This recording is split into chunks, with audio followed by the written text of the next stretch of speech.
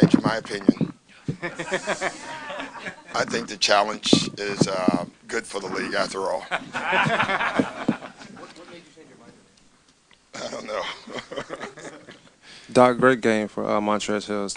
28 points, 12 Mhm. rebounds. Can you talk about his career night tonight? Yeah, it was just great. They're trapping Paul and Lou all over the floor. And so that was Trez rolling down the paint, and he took advantage of it. It was good. Tonight kind of just, a night when you can't get offense, a night to really have good to have Paul on your team. Yeah, and it's good to have a good defense. We've been so spotty offensively, I feel like. Our numbers say we are good offensively. I say we are not so far. We're up and down. And, tonight was a great example is you can win a game with your defense until your offense catches up. And that's what happened tonight. That's happened 3 or 4 times already this year. Doug, can you talk about Zubac's performance tonight? And Zoop's great as well. Listen, in a game where they're going to trap, our bigs should have big games. They decided to trap to try to take Paul out of the game and Lou. And, one of the things I thought we did pretty well, we trusted the bigs rolling down the middle, and we fed them. And so both Zoo and Trez, when you combine their numbers every game, it's amazing what we're getting out of that position. Hey, Doc, obviously Paul had that 3, but how did you see him navigate through a game like this and the times that he was going up against Chris? The one thing, and I said this before the first game, when you miss a lot of games, you're usually sloppy with the ball. You just are. He's shooting the ball at an amazing clip. He still was 50% tonight. But the turnovers tonight, he had a lot of them. He had some misassignments. All that stuff will get better for him as the season goes on. Doc, over to your left. Was there any hesitation on your part to call that last play for Paul? And this early in the season when you're still building that relationship with him, how important do you think it is for you to call that play for him? Well, I just felt the play would get him open, and so with his size, I was looking at who can get a good shot off. And, with his size, they had a small on him. I really felt good in the timeout. I didn't know he was going to make the shot, but I did feel like we were going to get him a good shot. And the fact that he made it was great for him and great for us, down the road. With so many guys in and out of the lineup, we've kind of seen the short-term impact of you guys have dropped some games maybe you should have won, or some certain lineups have kind of played. You can kind of tell they're figuring it out, but you feel like long-term there's going to be a payoff where, come March, April, May, wherever you guys go, that these different lineups that maybe weren't going to play if everyone was healthy now kind of have that experience? Yeah, I guess. I just think anytime anybody plays, it has to help them later, too. Terrence Mann is getting good minutes. Jerome's playing a little bit as well. Zoop's been fantastic. Obviously Trez putting Mo in. Today was the first time that I remember, we may have done it earlier, we had Paul George at the 4 at the end of the game. So all these different lineups will help. When everybody gets back, then you are literally doing another lineup when you think about it, and more different lineups. So the thing that I think we've done well here is we've built a versatile team. We can play many lineups, and that gives us a great advantage. Doc, how well was it to have Pat Beverly back on the floor tonight? He hit a big 3 in the second half. Just his impact. Yeah, and just his defensive impact and his intensity, was good. We need it. Coach, I felt that in the first half, Chris Paul was kind of controlling the tempo and doing what he wanted to do. So there in the second half, how did you, throw off his rhythm a little bit and make him, play the style that you guys want him to play? We wasn't just. I thought it was more us on our end, offensively. I thought their traps bothered us, got us out of rhythm, and that allowed them to control the tempo. But you're right, they had the tempo the entire first half. I just thought we moved the ball, we trusted the pass, we played faster in the second half.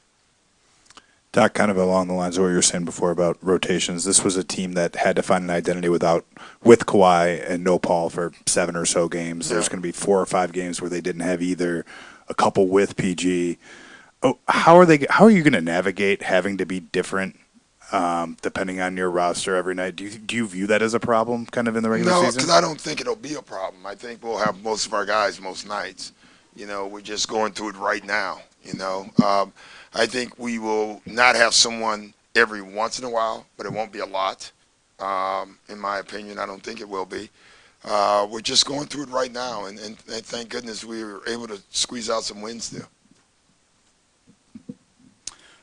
Doc, how is it just to have Montrezl? Like typically, it's either Lou or Montrezl who give you guys the offensive impact. Well, it's great when you have those two coming off the bench. If you get off to a great start, you can kind of like hold them in the bullpen. If you get off to a bad start, you can get them in early.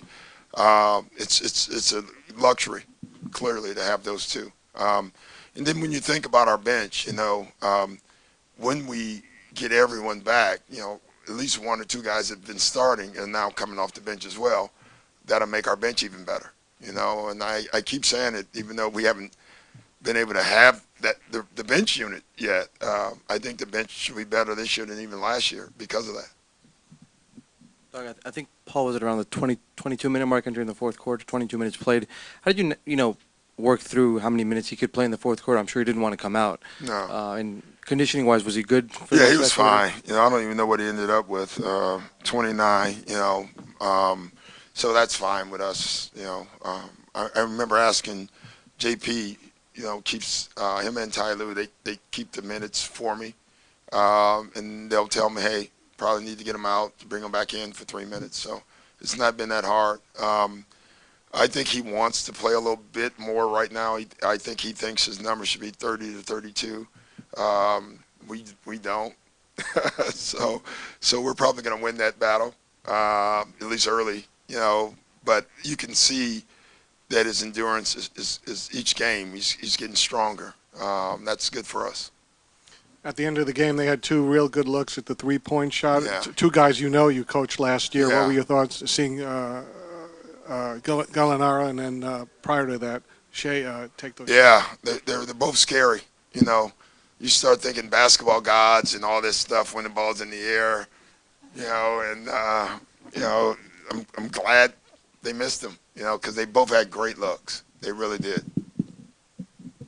Doc, Terrence Mann kind of had a bit of an off night offensively. What did you like from his defense tonight? His size. He competes. I thought the trapping hurt him a little bit today, and the ices hurt him. He's never faced that kind of defense, and you can see he was really struggling with it. Great lesson. That's something that's I think for him, he'll be able to fix quickly. We'll be able to fix with him. But the one thing I do like about him, whether he's struggling or not, he still competes. He still tries to rebound. He still tries to play defense.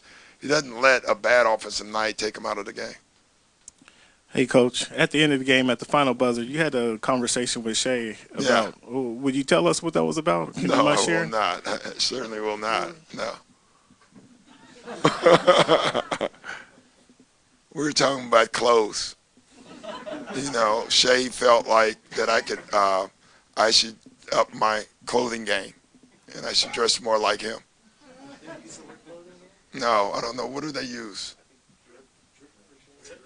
Oh, what? This interview's over. Thank you, guys. Thank you. I have actually never heard of that.